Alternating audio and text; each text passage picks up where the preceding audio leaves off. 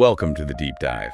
Today we're getting into burnout, that feeling of just being completely wiped out. Yeah, utterly depleted. You've got this analysis here, and it lays out the signs pretty clearly, both at work and, in life generally. And it also offers some practical ways to maybe start recovering. Exactly.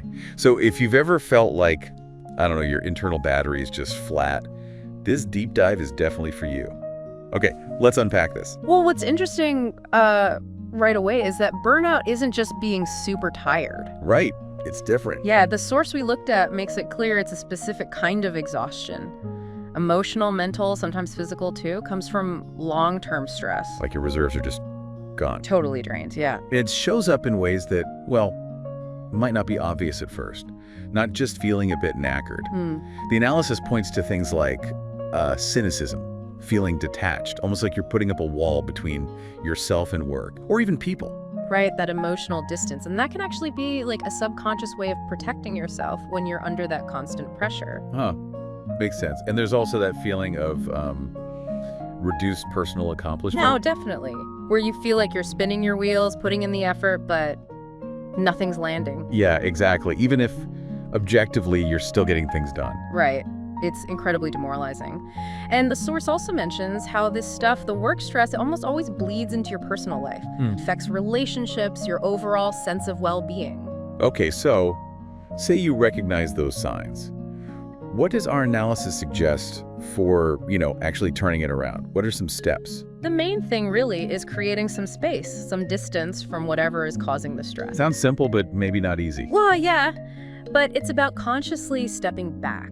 Things like setting boundaries maybe at work, learning it's okay to say no sometimes. Okay. And actually scheduling time for rest, for things that genuinely recharge you. It's about breaking that depletion cycle. It feels a bit weird though, doesn't it? Like when you're drowning in work, the instinct is to push harder. Exactly. But the analysis suggests that's often what keeps the burnout going. Right. So if someone's listening now and thinking, okay, yeah, that sounds like me, what's like one small thing they could actually do today? A really key first step mentioned is self-awareness. Just taking a moment to honestly check in. Where do you feel most drained? Okay.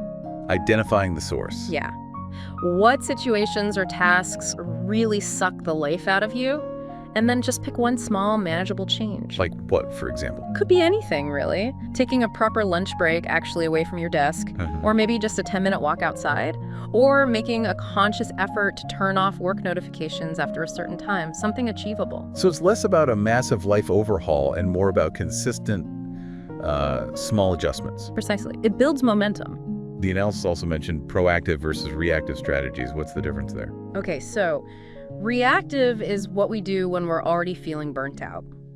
Trying to manage the symptoms, put out fires. Got it. Damage control. Yeah, sort of. Proactive is about building resilience before you get to that point. Ah, okay. Like prevention. Exactly. Setting realistic expectations, maybe incorporating some mindfulness or stress reduction habits.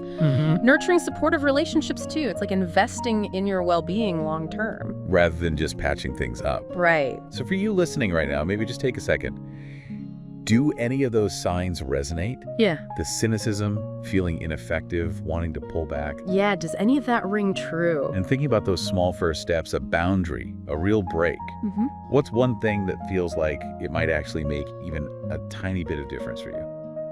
Often just acknowledging it, just recognizing, okay, this is what's happening, that's a huge step. It's often the biggest hurdle. Right, because once you see the pattern. Exactly. Yeah. You gain some control back. You can actually start making those small changes we talked about. Okay, so let's pull this together.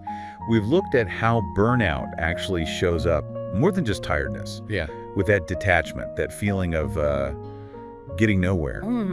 The cynicism and ineffectiveness. And we've touched on some initial ways to start recovering, focusing on those small, doable actions and the value of, well, proactive self-care. Yeah. And maybe here's a final thought to consider based on the analysis. Reflecting on those signs again, which one really hit home for you? Okay. And then what's one tiny, almost effortless first move you could make, maybe even today, that could start to shift things just a little? It's off of those smallest steps, isn't it? They really can create the biggest momentum. Yeah. Definitely food for thought. And remember, there are plenty of resources out there if you want to explore this more for yourself. Thanks for taking this deep dive with us.